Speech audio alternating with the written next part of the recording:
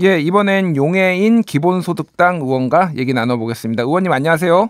네, 안녕하세요. 용혜인입니다. 예, 원래 의원님이 오늘 수요일 날 이제 고정으로 나오시는데 이게 맞습니다. 워낙 긴박하게 지금 국회 상황이 돌아가서 이렇게 전화로 연결하게 됐습니다.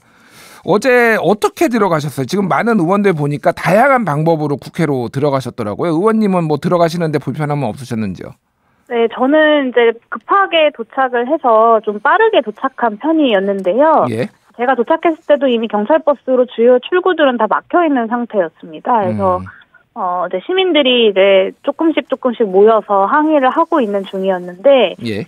오늘 보도에도 많많이 나갔는데, 국회 경비대가 의원에게만 열었다가 다시 전면 통제했다가 또 의원에게만 열었다가 또 전면 통제했다가 이걸 계속 반복하거든요. 예.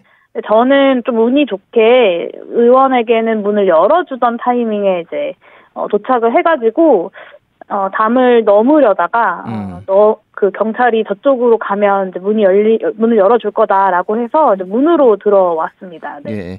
근데 국회 경비대 얘기하셨으니까 국회 경비대장이 계엄군이 왔을 때 계엄군하고 이렇게 뭐 저지하거나 다투기보다는 오히려 의원들을 저지하는데 뭐 힘을 쏟았다 그래서 오늘 우원식 국회의장이 아예 출입 금지를 내려버렸더라고요. 예. 네. 맞습니다. 이제 국회 경비대 같은 경우는 경찰 중에서도 서울경찰청에 이제 지휘를 받는 소속인데요. 예. 네, 어제 이제 계엄령이 발표가 되고 바로 이제 국회의원들이 전국에서 국회로 모여들기 시작했습니다. 근데 그 과정에서 말씀하신 것처럼 오히려 국회의원들이 헌법기관으로서 국회에 빠르게 모일 수 있도록 현장에서 길을 열고 도왔어야 하는 경찰이 오히려 이 위헌적이고 위법적인 계엄령에 동조해서 심지어는 국회의원들이 헌법기관인 국회에 들어가지 못하도록 만드는 데에 일조를 했다는 점은 저는 상당히 강하게 책임을 물어야 하는 부분이라고 생각하고요. 예. 예전에 이제 전두환 노태우가 이제 재판을 받을 때 국회의원들이 국회에 들어가는 것을 계엄 상황에서 막았던 것이 이제 내란죄로 이제 처벌이 된 적이 있습니다. 예. 그때 전두환 노태우뿐만 아니라 실제로 그 국회의원들의 접근을 막았던 책임자들까지도 함께 처벌을 받은 것으로 알고 있는데요. 예. 이 국회 경비대와 서울경찰청에 대해서도 반드시 책임을 물어야 한다고 생각합니다. 예, 그러니까 내란죄 공범으로 책임을 묻겠다 이렇게 조금 말씀하신 걸로 이해를 하겠고요. 오늘 이제 야 6당이 탄핵안을 발의를 했는데 이제 기본소득당의 대표자로서 오늘 협상에 참여하신 걸로 아는데 그 협상 과정에서 뭐 이견이 있거나 다른 어려움은 없었는지요? 사실 이제 어제 본회의장에서부터 탄핵안을 빠르게 발의해야 된다라는 논의는 계속 있었습니다. 정당들과 의원들 사이에요. 근데 이제 다만 모든 정당들이 그러면 탄핵안을 지금 처리하는 것에 동의를 할 것이냐에 대해서 좀 우려가 있었습니다. 근데 제가 판단하기에는 사실 계엄은 해제가 된다고 하더라도 여전히 군통수권이 윤석열 대통령에게 남아있는 상황이기 때문에 예. 이 군통수권을 국회가 탄핵을 통해서 회수해야 된다라고 강하게 좀 생각을 했습니다. 근데 오늘 아침에 의원총회를 통해서 가장 큰 정당인 민주당이 이제 탄핵에 대한 입장을 좀 정리를 했고 뭐 개혁신당이라거나 조국혁신당에서도 좀 빠르게 이제 탄핵에 대한 입장들을 정리하면서 오늘 발의가 될 수 있었다고 좀 평가하고 있습니다. 예.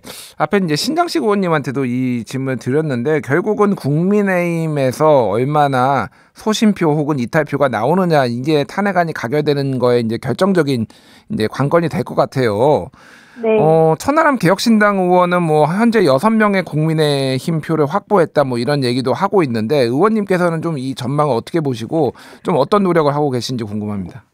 네, 일단 어제 그 새벽에 긴급한 상황과 일단락이 된 오늘의 이제 상황은 조금 다를 수 있기 때문에 예. 어제 확인한 6명의 국민의힘 의원들의 생각이 지금도 같은지는 좀 확인하는 시간들이 필요할 것 같습니다.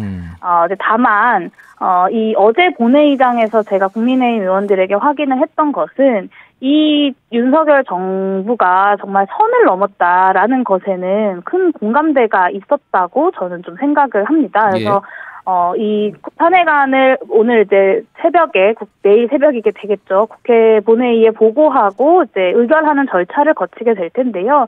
한 분 한 분 설득하면 충분히 가능하다라고 좀 보고 있고요. 특히 지금 한동훈 대표와 추경호 원내대표 그리고 한덕수 국무총리가 용산 대통령실에 들어가 있는 상황이지 않습니까? 예. 그 자리에서 이 대책에 대한 논의가 어떻게 되느냐에 따라서 또 많은 것이 달라지지 않을까라는 생각을 하고 있습니다. 알겠습니다. 마지막으로 어제 이제 시민들의 참여가 계엄 해제에 결정적인 역할을 했다라고 많은 언론들의 분석이 나오고 있습니다. 의원님은 좀 이제 상대적으로 이제 젊은 축에 속하시니까 이게 계엄 이제 비상계엄이 이제 처음이실 거 아니에요. 이걸 좀 보시면서 어떤 생각이 드셨고 어떤 시민들께 좀 당부하고 싶은 말씀 있으면 해주시죠. 네, 어제 본회의장에서 여러 의원님들과 이야기를 나누다가 뭐 두 번째 계엄, 세 번째 계엄 이런 이야기를 하셔가지고 저는 저 인생의 첫 계엄이다라는 말씀을 드렸습니다. 아무래도 현실감과 이것이 정말 현실인가라는 생각이 많이 들었는데요.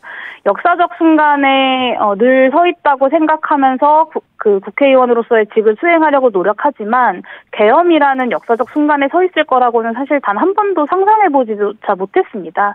아마 많은 국민들이 같은 마음으로 어제 국회와 대통령실의 어떤 움직임들을 지켜보셨을 거라고 생각하고요. 늘 대한민국의 국민들이 대민주주의를 지켜왔던 것을 많은 국민들께서 알고 계십니다. 그래서 주권자 국민을 이기는 어떤 권력도 존재할 수 없다고 생각하고 이번에도 반드시 국민이 승리할 것이라고 생각합니다. 예, 여기까지 듣겠습니다. 지금까지 용해인 기본소득당 의원이었습니다. 의원님 감사합니다. 네, 감사합니다.